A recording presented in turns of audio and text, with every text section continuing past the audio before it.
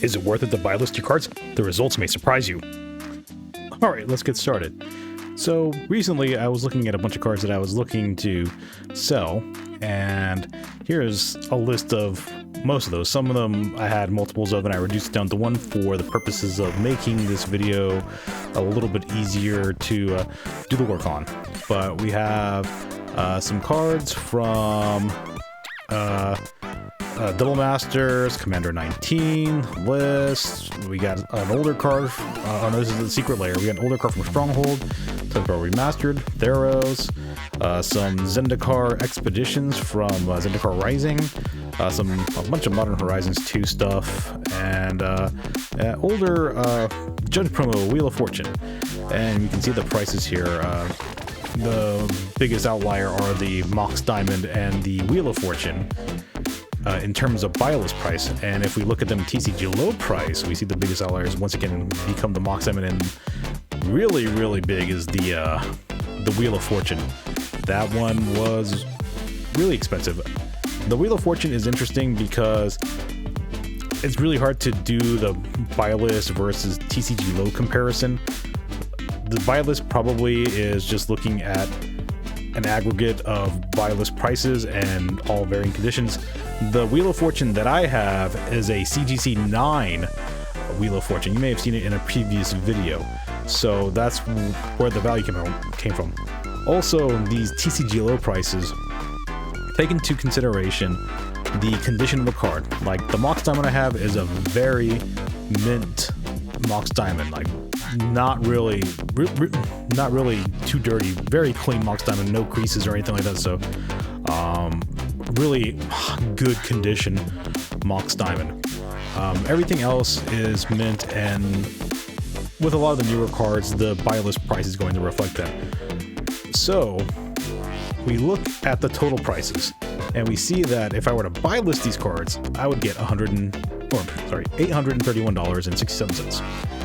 If I were to sell these cards at TCG low prices, then I'm getting $1,122.16. Like, that's a huge difference. It's almost a $300 difference. So, you know, people would look at this, and they do this all the time. They say, well, why would I buy a list when this card's worth that much? Why would I buy a list when this card's worth this much? And I'm sorry, but these two prices reflect what I would get if I wasn't selling the Wheel of Fortune. With the Wheel of Fortune, the difference is much bigger. $1,272.68 versus $2,684.16. Much bigger difference, but that's because there's $1,000 or an $1,100 variance between a Buylist and TCG low, and there's a whole lot of factors to that. I consider the Wheel of Fortune to be a statistical anomaly. A lot of those higher end cards, they're gonna Buylist really low because some shops just don't want to have to take on the burden of carrying a high-end card like that.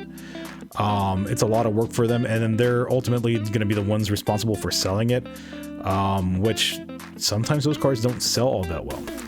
But looking at this, just at the raw values, I mean, it looks like a no-brainer. Like, why would I lose $300 just to be, just to go Buylist? That doesn't make any sense to me. Well, there are some things that we need to address.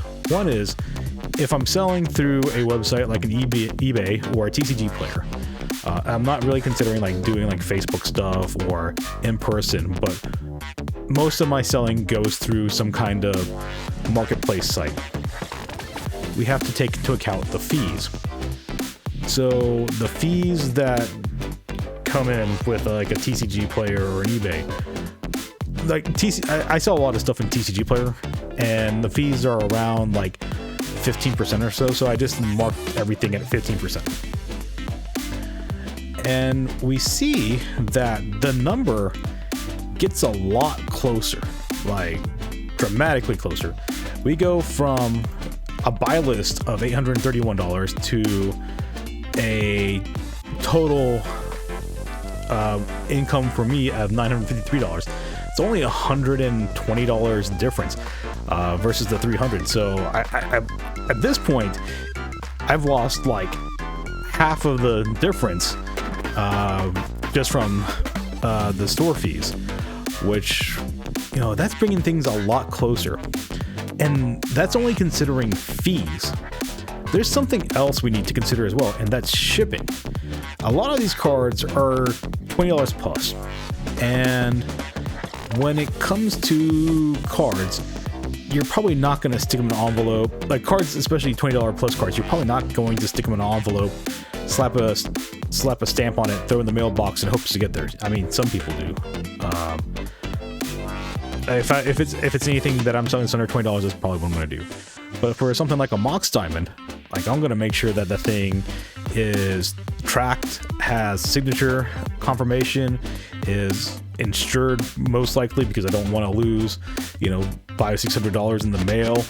So there's a whole lot of other things that go into that. So the next thing we're going to see is the pricing with standard first class shipping on everything at $4.50. I did that because there are some things that are going to be more expensive to ship, some things are going to be less expensive to ship, some things you're going to want other services with, like signature confirmation or insurance.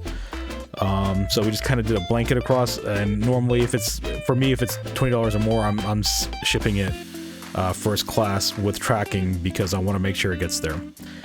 And like this number, these two numbers were they surprised me. They surprised me a lot because I did not think it would be so close to Buylist like regular cards and get a dollar amount that is comparable to what I would be able to sell the cards on my own if I was using a site like TCG Player, and most likely in eBay, because on eBay you're gonna have to work the market as well.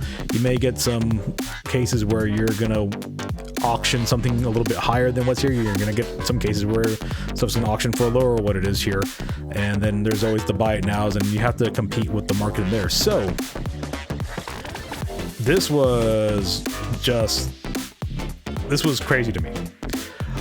I didn't think it would be a $50 difference for me to Buylist, like a loss of $50 for me to Buylist. And that doesn't even account, like this $50 doesn't account for other things like sleeves, top loaders, envelopes, the labor that it's going to, the time labor that it takes for me to manage all of this. So to me, it's almost worth it. Actually, it is worth it for me just to box all this up and take it to a store and Buylist it, knowing that it's reasonable for me to ask for about $831 because I've done my prior research. And that's the key thing here. If you're going to sell cards and you don't know how you want to sell them, the number one thing you have to do is to do your research. Know what your cards are worth. Like if I'm going to sell cards and I'm thinking about Buylisting, well, I'm not Buylisting a Wheel of Fortune at $441 when I know I can get $1,000 more for it. But I'm okay Buylisting, I'm okay Buylisting Urza Saga for $24.52 versus trying to earn an extra $2 at $26.94 just because like the time investment isn't necessarily worth the $2.94 for me. Same thing with like a Verdant Catacombs, $16 versus $12. That's, a $3.50 difference. I'm going to save a lot more in terms of time than the $50 would allot me in this transaction. And my time would be better spent actually trying to sell the Wheel of Fortune for a price that's meaningful to me, which is $1,500 plus.